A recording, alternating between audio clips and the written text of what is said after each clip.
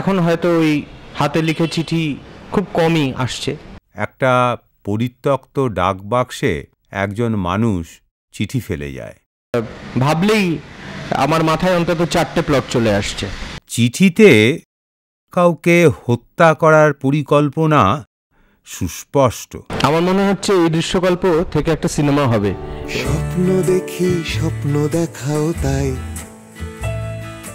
কলকাতা তো থাকবে কলকাতায়। স্বপ্ন দেখি, স্বপ্ন দেখাও তাই, কলকাতা তো থাকবে কলকাতায়। আসলে আমায় ভালো এক মেঘলা দিনে। এই সব কিছুকেই চিঠি হিসেবে ধরে নিন না, সবকিছুই আসলে চিঠি।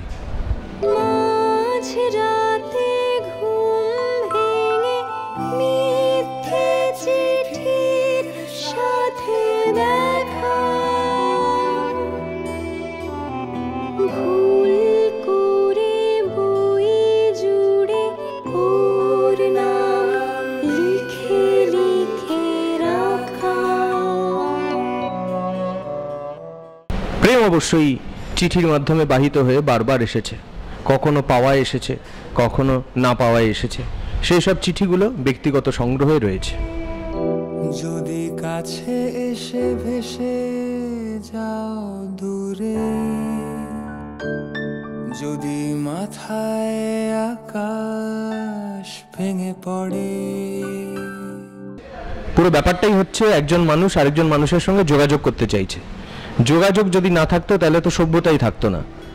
যদি কাকেদের গান তুমি শোনো, দুপুর বেলায় তারা গোনো, 17ই বৈশাখ তোমারও নিমন্ত্রণ যেন। All the best.